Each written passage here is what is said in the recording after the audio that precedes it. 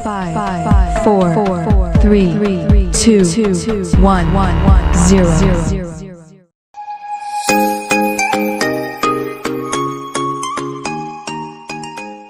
Assalamualaikum warahmatullahi wabarakatuh. Halo semuanya, perkenalkan nama saya Siska Dewi Larasanti Popule. Saya adalah salah satu mahasiswa di Universitas Megareski Makassar, program studi S1 Farmasi kelas B atau kelas 05 mahasiswa ahli jenjang angkatan 2020.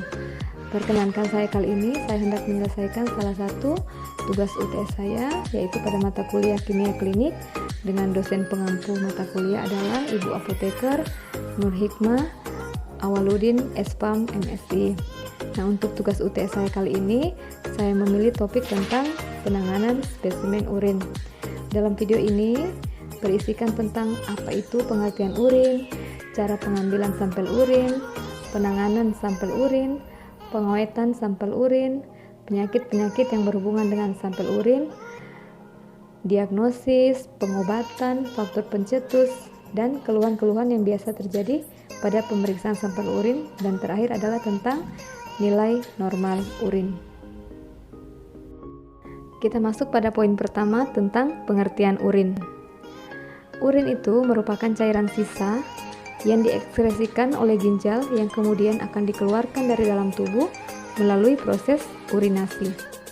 Pengeluaran urin ini diperlukan untuk membuang molekul-molekul sisa di dalam darah yang disaring oleh ginjal untuk menjaga homeostatis atau keseimbangan cairan tubuh. Sedangkan urinalisis adalah serangkaian tes yang dilakukan pada sampel urin untuk berbagai tujuan. Misalnya satu, untuk mendiagnosis infeksi saluran kemih, batu ginjal, screening dan evaluasi berbagai jenis penyakit ginjal. Yang kedua, untuk memantau perkembangan penyakit pada pasien seperti DM dan tekanan darah tinggi atau hipertensi. Dan yang tujuan terakhir adalah untuk melakukan screening terhadap status kesehatan secara umum. Urinalisis yang akurat itu dipengaruhi oleh spesimen yang berkualitas. Sekarang kita masuk pada poin kedua, yaitu mengenai jenis urin dan cara pengambilan sampel urin. Ada 4 cara pengambilan sampel urin berdasarkan waktu. Yang pertama yaitu spesimen urin pagi pertama, yaitu urin yang pertama-tama dikeluarkan pada pagi hari setelah bangun tidur. Ini baik untuk pemeriksaan sedimen, berat jenis, protein, juga baik untuk tes kehamilan berdasarkan adanya HCG di dalam urin. Pengambilan sampel ini dilakukan pada pagi hari setelah bangun tidur dan dilakukan sebelum makan atau menelan cairan apapun. Yang kedua adalah spesimen urin pagi kedua. Spesimen urin ini dikumpulkan 2-4 jam setelah urin pagi pertama. Spesimen ini dipengaruhi oleh makanan, minuman, serta aktivitas tubuh. Dan ini praktis untuk pasien rawat jalan. Cara pengambilannya sama dengan sampel yang pertama, yaitu pengambilannya 2-4 jam setelah pagi pertama. Yang ketiga adalah spesimen urin berdasarkan waktu. Ini terbagi dua, yaitu urin 24 jam. Maksudnya adalah spesimen ini adalah urin yang dikeluarkan selama 24 jam terus-menerus dan kemudian dikumpulkan dalam satu wadah. Kadang-kala juga ditampung secara terpisah-pisah dengan maksud untuk tujuan pemeriksaan penyakit diabetes. Yang kedua adalah urin 2 jam postprandial. Maksudnya ini untuk pemeriksaan glukosuria. Merupakan urin yang pertama kali dilepaskan 1,5 sampai 3 jam setelah makan. Dan yang keempat adalah spesimen urin sewaktu atau random. Ini baik untuk bermacam-macam pemeriksaan, yaitu urin ini dikeluarkan pada satu waktu dan tidak ditentukan dengan waktu khusus. Ini baik untuk pemeriksaan rutin. Bagaimana dengan cara pengambilan sampel urin? Sampel urin yang digunakan adalah sampel yang baik itu pada porsi tengah atau midstrea. Jenis pengambilan sampel ini dimaksudkan agar urin tidak terkontaminasi dengan kuman yang berasal dari perineum, prostat, uretra, maupun vagina. Karena dalam keadaan normal, urin tidak mengandung bakteri, virus, dan organisme lain. Meskipun urin yang diambil secara acak atau random, atau urin yang sewaktu itu cukup bagus untuk pemeriksaan, namun urin pertama pada pagi hari adalah urin yang paling baik untuk pemeriksaan. Mengapa? Urin ini mencerminkan periode tanpa asupan cairan yang lama, sehingga unsur-unsur yang terbentuk itu mengalami pemekatan. Sekarang kita pindah pada topik yang ketiga mengenai penanganan sampel urin. Nah, berbicara mengenai penanganan sampel urin ini berbicara mengenai dua hal, yaitu mengenai wadah dan waktu. Nah, apa wadah yang baik untuk menampung spesimen urin? Wadah yang baik untuk menampung spesimen urin itu pertama harus menggunakan wadah yang bersih dan kering. Adanya kotoran dalam wadah menandakan adanya mikroorganisme yang akan berkembang biak dalam urin dan akan mengubah susunannya. Yang kedua, wadah itu berupa gelas bermulut lebar yang dapat disumbat dengan rapat. Sebaiknya urin itu dikeluarkan langsung ke dalam wadah tersebut. Dan yang ketiga, mengenai identitas. Identitas spesimen itu harus ditulis dalam label yang mudah dibaca. Label itu memuat setidaknya ada nama pasien, nomor identifikasi, tanggal, dan waktu pengumpulan, dan informasi tambahan lain seperti usia pasien, lokasi pengambilan, dan nama dokter.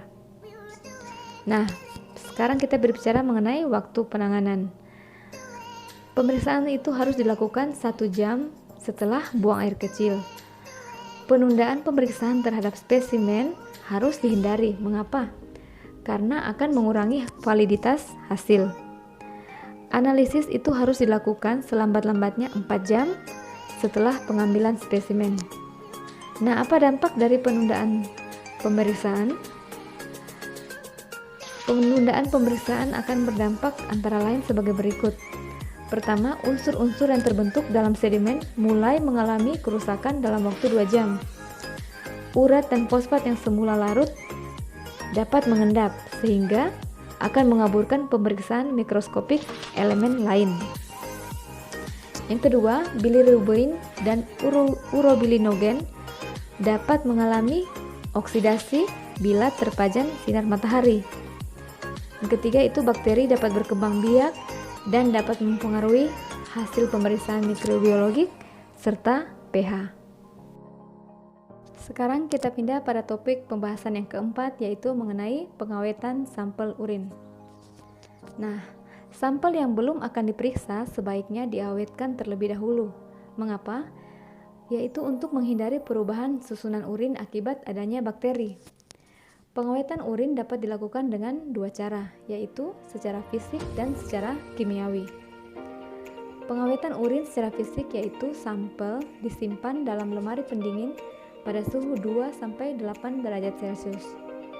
Namun dalam pemeriksaan sedimen, suhu yang digunakan adalah 15 derajat Celcius untuk menghindari terjadinya penggumpalan sedimen. Sampel juga harus disimpan dalam keadaan tertutup. Nah, sekarang bagaimana dengan pengawetan secara kimia? Pengawetan urin secara kimia harus dipilih sesuai dengan kebutuhan analisis. Adapun macam-macam bahan pengawet yang biasa digunakan dalam mengawetkan sampel urin antara lain toluena, timol, formaldehid, asam sulfat, dan natrium karbonat. Nah, sekarang kita sampai pada topik yang kelima, yaitu mengenai penyakit yang berhubungan dengan pemeriksaan sampel. Tes urin atau urinalisis ini biasanya merupakan bagian dari serangkaian pemeriksaan rutin atau dilakukan untuk tujuan tertentu. Nah, berikut ini jenis-jenis penyakit yang bisa dideteksi melalui pemeriksaan urin. Yang pertama yaitu penyakit ginjal, yang kedua diabetes, yang ketiga ISK, dan yang keempat adalah hepatitis B. Namun kali ini saya akan menjelaskan hanya satu penyakit saja ya, yaitu penyakit ginjal atau gagal ginjal kronik. Nah, sekarang kita sampai pada topik yang keenam, yaitu mengenai diagnosis, pengobatan, faktor pencetus, dan keluhan yang biasa terjadi pada penyakit yang saya pilih, yaitu penyakit gagal ginjal kronik. Pertama, mengenai diagnosis GGK atau gagal ginjal kronik. Nah, apa langkah-langkah yang harus dilakukan dalam menetapkan diagnosis penyakit GGK? Yang pertama, yaitu melalui pemeriksaan laboratorium. Nah, pemeriksaan laboratorium ini dilakukan untuk yang pertama, menetapkan adanya atau tidak gagal ginjal kronik. Yang kedua, menetapkan ada tidaknya kegawatan. Yang ketiga, menentukan derajat gagal ginjal kronik. Yang keempat, menetapkan gangguan sistem dan membantu menetapkan etiologi. Nah, dalam menetapkan ada atau tidaknya gagal ginjal, tidak semua soal ginjal perlu diuji. Untuk keperluan praktis yang paling lazim diuji adalah laju filtrasi glomerulus atau LFG. Nah, pemeriksaan yang kedua yaitu pemeriksaan elektrokardiografi atau EKG. Yang ketiga adalah pemeriksaan ultrasonografi atau USG. Yang keempat, foto polos abdomen. Yang kelima adalah pemeriksaan pielografi retrograd. Dan yang keenam adalah pemeriksaan foto dada. Nah, sekarang kita sampai pada topik pengobatan gagal ginjal kronik. Nah, pengobatan gagal ginjal kronik ini dapat dibagi menjadi dua tahap, yaitu pertama tindakan konservatif dan yang kedua adalah tindakan dialisis atau transplantasi ginjal. Pertama, kita membahas mengenai terapi konservatif. Nah, tujuan pengobatan pada tahap ini adalah untuk meredakan atau memperlambat gangguan fungsi ginjal progresif.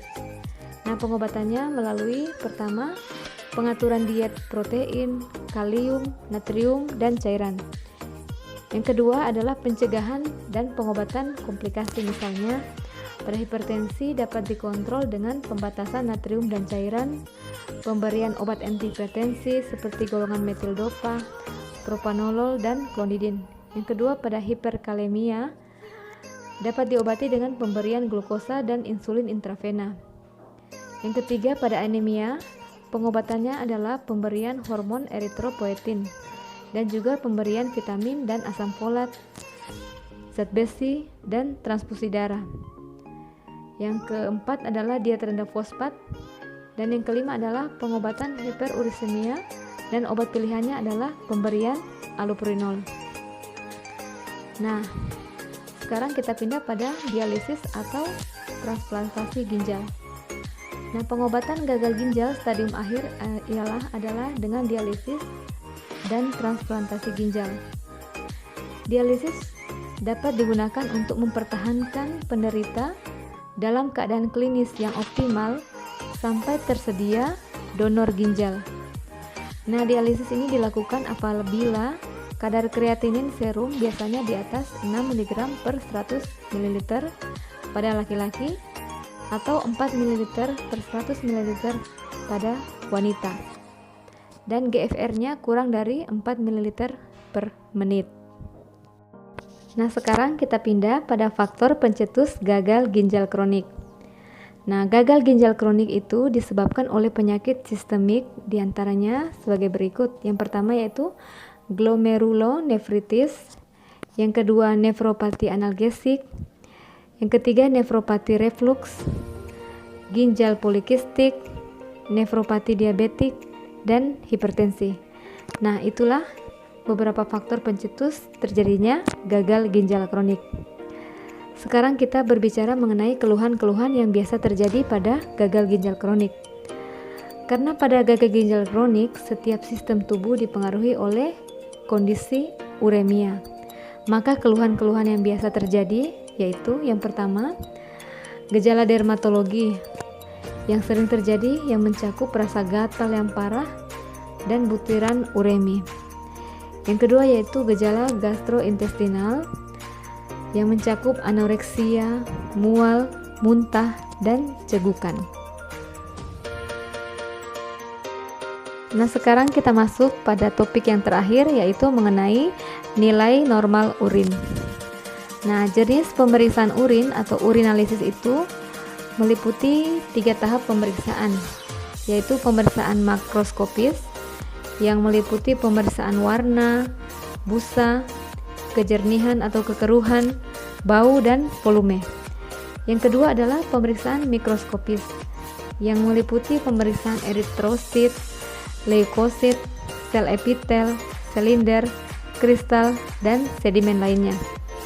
Yang ketiga adalah pemeriksaan kimiawi yang meliputi pemeriksaan BJ, pH, glukosa, protein, bilirubin, urobilinogen, darah samar, keton, nitrit, dan leukosit esterase. Nah, sekarang kita masuk pada pemeriksaan makroskopik. Nah, urinalisis itu dimulai dengan mengamati penampakan makroskopik. Pertama, warna dan kekeruhan. Urin normal itu yang baru dikeluarkan tampak jernih sampai sedikit berkabut dan berwarna kuning oleh pigmen urokrom dan urobilin. Yang kedua, intensitas warnanya sesuai dengan konsentrasi urin. Urin encer hampir tidak berwarna. Urin pekat itu berwarna kuning tua atau sawo matang. Yang ketiga, kekeruhan. Kekeruhan itu biasanya terjadi karena kristalisasi atau pengendapan urat yang terjadi dalam urin asam atau fosfat yang terjadi dalam urin basah. Yang keempat, volume urin normal itu adalah 750 sampai 2000 ml per 24 jam. Nah, kelainan pada warna, kejernihan, dan kekeruhan dapat mengindikasikan kemungkinan adanya infeksi, dehidrasi, darah di urin, penyakit hati, kerusakan otot, atau eritrosit dalam tubuh. Nah, obat-obatan juga dapat mengubah warna urin. Kencing berbusa sangat mungkin dapat mewakili jumlah besar protein dalam urin atau yang disebut protein urea. Sekarang mari kita melihat tabel hasil pemeriksaan urinalisa seorang pasien.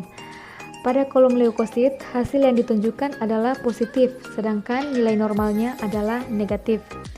Nah, berarti terjadi peningkatan sel darah putih atau leukosit. Nah, sel darah putih umumnya terkandung dalam urin dalam jumlah yang sangat kecil. Jika terjadi peningkatan jumlah sel darah putih dalam urin, hal tersebut dapat menjadi pertanda adanya infeksi atau peradangan pada saluran kemih. Yang kedua, pada kolom nitrit dan urobilin menunjukkan hasil yang negatif sesuai dengan hasil rujukan. Yang keempat yaitu protein menunjukkan hasil yang positif sedangkan nilai normalnya adalah negatif. Nah, hasil abnormal atau positif dalam uji protein urea dapat berarti bermacam-macam. Misalnya yang pertama, terjadi masalah non-ginjal seperti gagal jantung kongestif, infeksi bakteri, atau keracunan. Yang kedua adalah keganasan seperti leukemia atau keganasan tulang yang bermetastatis. Yang ketiga adalah protein urea sementara seperti pada dehidrasi, diet tinggi protein, stres, demam, atau pos perdarahan. Yang keempat yaitu penyakit ginjal seperti lupus, infeksi saluran kemih, nekrosis tubular ginjal. Selanjutnya pada anak-anak sering terjadi karena sindrom nefrotik atau penyakit bawaan. Yang selanjutnya yaitu terjadi faktor farmakologis. Nah, pada kolom pH, blood, SG, keton, bilirubin, dan glukosa menunjukkan hasil yang baik sesuai dengan hasil rujukan. Sekarang kita pindah pada kolom sedimen. Pada kolom sedimen, nilai leukosit dan eritrosit menunjukkan hasil yang baik sesuai dengan nilai normal atau nilai rujukannya. Sedangkan pada kolom epitel, yaitu hasil yang ditunjukkan adalah hasil yang positif, sedangkan nilai normalnya adalah negatif. Berarti terjadi peningkatan sel epitel. Nah, sel epitel pada kondisi normal juga dapat ditemukan pada urin dengan konsentrasi yang sangat rendah. Namun jika terjadi infeksi atau peradangan pada saluran kemih, akan terjadi peningkatan jumlah sel epitel di dalam urin. Selanjutnya, silinder menunjukkan hasil negatif sesuai dengan nilai normal, dan pada kolom kristal menunjukkan hasil yang positif, sedangkan nilai rujukannya atau nilai normalnya adalah negatif. Nilai normal pada kolom kristal seharusnya negatif atau tidak ditemukan sama sekali, walaupun dalam jumlah yang sangat kecil. Kristal yang ditemukan dalam urin tergantung pada pH urin yang diperiksa. Pada urin yang bersifat asam, dapat ditemukan kristal asam urat. Pada urin yang bersifat netral ditemukan kristal kalsium oksalat, dan pada urin yang bersifat basa mungkin terlihat kalsium karbonat dan kalsium fosfat. Demikianlah video saya kali ini. Terima kasih buat semuanya yang sudah meluangkan waktu untuk melihat video saya. Terutama juga terima kasih banyak kepada Ibu Apoteker Nur Hikmah yang telah memberikan saya ilmu serta kesempatan bagi saya untuk menyelesaikan tugas UTS mata kuliah Kimia Klinik. Assalamualaikum warahmatullahi wabarakatuh. Bye.